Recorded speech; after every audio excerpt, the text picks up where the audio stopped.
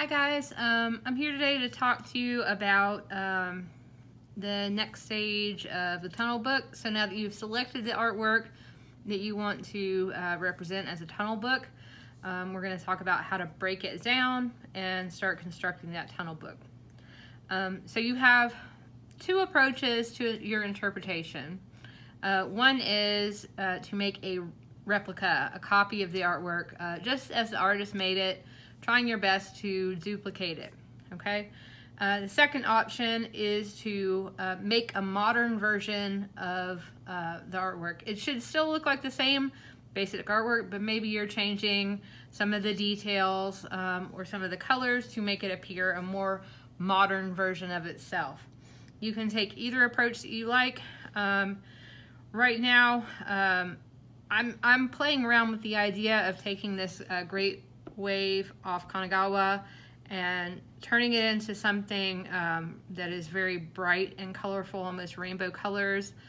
I want to maybe reference technology in this, so I'm thinking maybe of turning the boats into cell phones and having the people like throwing up over the side of it with like rainbow puke, just to maybe make something that is that references a little bit the idea that we are drowning in technology today. So that might be my modern take.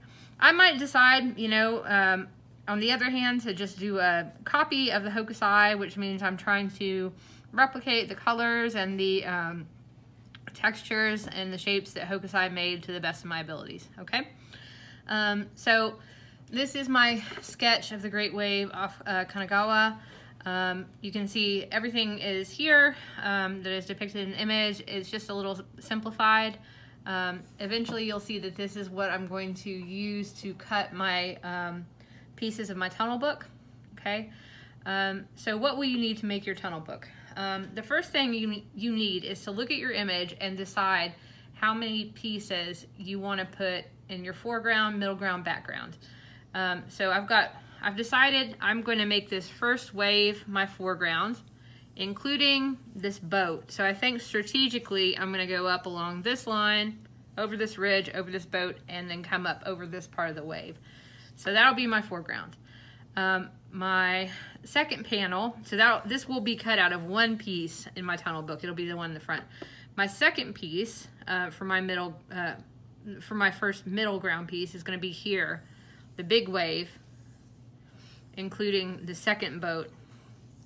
So this is all going to be cut out of one panel, all right? My next piece, I want to cut the mountain separately because I feel like this should feel even further back in the middle ground. And then my last piece is going to be solid. It's going to be the backdrop. So this is going to be the sky and the clouds in the backdrop. So I've decided really I need, including my backdrop, I need four pieces, okay? I want everybody to do at least 3, but I encourage you, you know, I think it's going to look a lot better with 4. You should do at least 3, foreground, middle ground, background, but you can do more. You can do as many as you want, as long as you want to make that many layers, but I want you to do at least 3. I'm going to do 4 because I think that's what is going to suit my image best, all right? So what are you going to need? You are going to need paper. And I would say slightly thicker than normal paper is better. You can do this with just plain old computer printer paper, but your tunnel book you're gonna find is a little floppy. So I recommend something a little heavier. What I have here, these are old recycled folders. So during election season, these folders were given out to people who were casting their ballots, and they just recycle them. So I collected all those, and I've got a big box of them in my room. Something like this could be used. This is great for cutting stencils too, if you like to make street art with stencils. So this is a great option. If you've got a couple of these laying around home, you know, you could use something like this. Another good option, if you've got big enough, like the inside of cereal boxes, you could color or paint on those. That would be a good option. Any kind of cardstock, so you can go to, you know, just any store pretty much and get cardstock. That should work. Also, you know, if you've got one of the mixed media pads, if your paper is sort of on the thicker side, or if you got a watercolor pad, your paper sort of on the thicker side, all the better. You can use that. So I'm going to use my recycled pieces of folder for mine. So for me, since I'm going to use 4 panels to create my tunnel book, I am going to need 4. If you're creating a tunnel book with 3 panels, you'd only need 3. If you're creating one with 6, you need 6. It just depends on how many layers you want to make. So I've got 4 pieces. All 4 of my pieces, I cut them down to 8.5 by 11. That is just standard printer paper size. I thought it would work well for my image. You know, look at what your image looks like and see what size you think would work best for your image. It does not have to be 8.5 by 11. It can be a little bit smaller if you need it to be. It could be a different format. This is just what was easiest for me and what would work best for my image. If you are using, you know, cardstock that you buy from the store, you are going to find that readily available in 8.5 by 11, that printer size, okay? So you're gonna need, I will need 4 pieces. You'll need enough pieces to make your panels. I've got 4 panels, so I've got 4 pieces.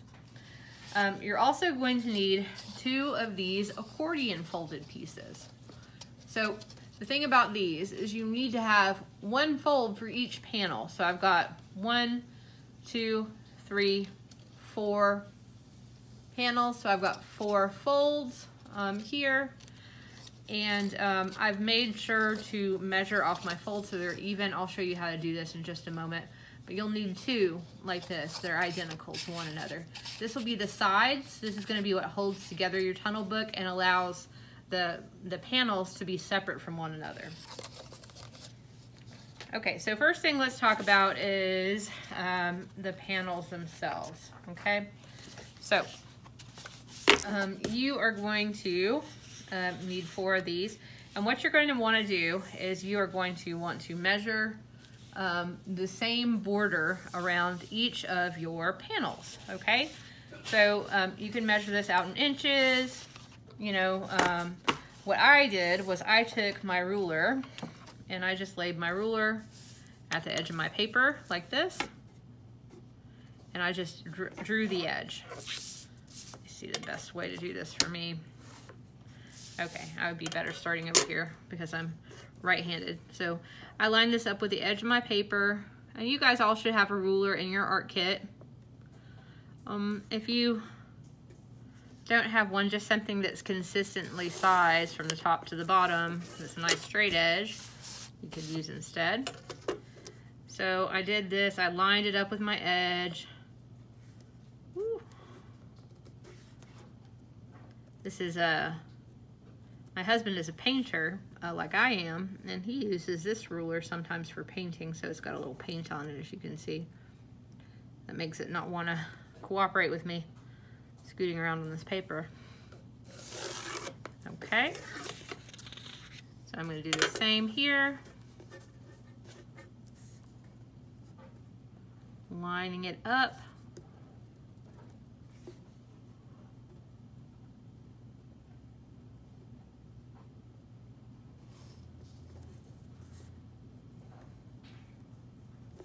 Take my time to get that lined up. There we go. And then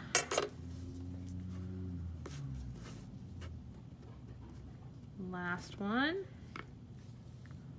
Okay. So I'm going to do this to all 4 of my panels because I've got 4 panels and I want them to be the same. So I've got that already pre-done so you don't have to watch it, but you guys are going to want to do that to all 4 of your panels. Make sure they're the same size and that they've got the same measurement outline around them. That's going to make your book nice and straight. You won't have to worry about it being crooked if you take the time to plan that out. Okay, so next step for the pieces that I need, I am going to need to make my accordion piece. All right. Now the depth of these should be the same as the borders you cut on or you drew onto your panels. Okay, so I drew these little borders on my panels that are the width of my ruler.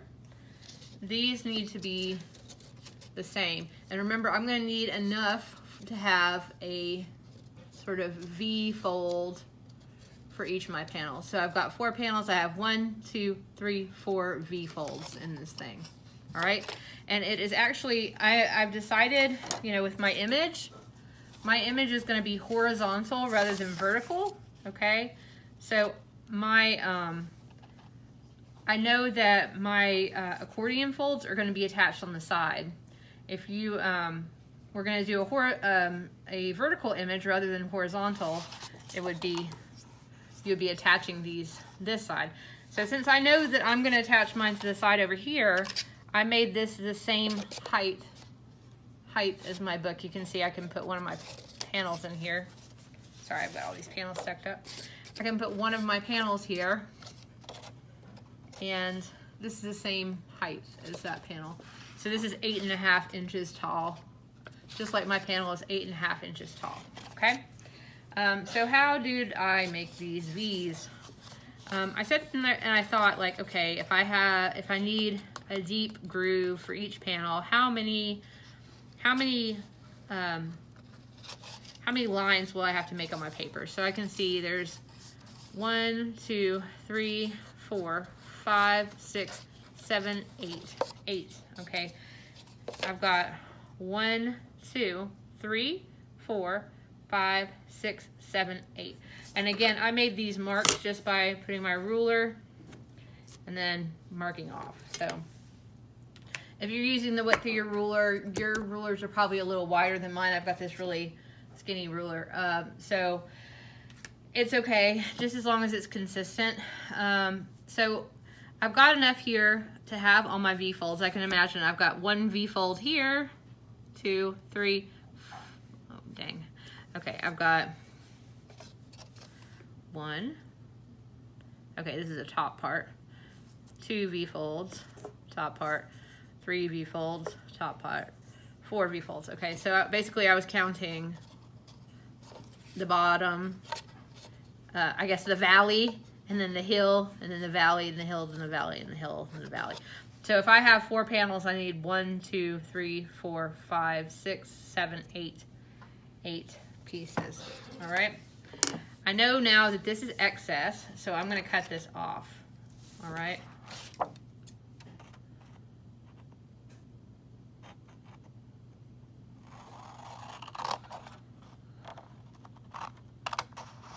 Just take your time and go slow. Look where the tip of your scissors is headed, and that's going to help you to cut a nice straight line. All right. So now I've got to turn it into an accordion. All right. So basically you can see here, looking at the top of this, what happens. I folded it in one direction, then I folded it back in the other. So you alternate directions when you're folding it. Let's see what that looks like. Okay. So I'm going to start here with these. Since this paper's a little thicker, you've got to take some time with it. I went slow and lined it up all the way down from one side to the other. Kind of looked and made sure it was looking like it was going to fold in the right direction. And then I really pressed down with my fingertips and creased it. Okay, so you can see this is folded this way. The next fold would need to go the opposite way. So I want this V pattern. Okay, so I'm going to fold it this way now. I have to use my line. Now, when you're folding it, the second one, you can use the next line to help you line it up. So I've got my pencil line here, and I'm lining it up with a pencil line. Okay, I'm going to push down really hard. All right. So the next line, the next one, you see I've got my V now. The next fold I need to make in the opposite direction. Okay. So I'm going to press. I find this fold is easier to do when I pick it up. So I can make sure this way that I'm getting it folded and it's even. Okay. The next one, I'm going to line up this way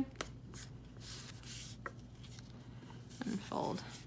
Go slow, take your time, make sure it's even, and kind of press down really well at each fold.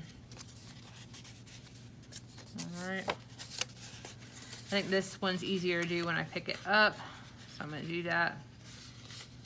Pick it up, and I'm going to make sure that I'm folding all the way down along that line. You can kind of guide it with your fingers.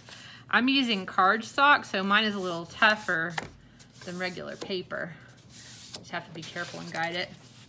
The next one I can fold in the opposite direction, and I can use the line to make sure that I am folding it up high enough. Okay, sort of flatten it out really nicely. Okay, and then the last one I fold in the opposite direction. So you alternate the directions that you fold in to get this accordion fold. Back and forth and back and forth and back and forth. Okay, so that gives me 2 of these guys now. So you can see each one, spread them out a little bit there. Each one has 1, 2, 3, 4 V's in it. I'll need a V for each of my panels, and I've got 4 panels, so I need 4 V's, okay? If you had 6 panels, you need 6 V's.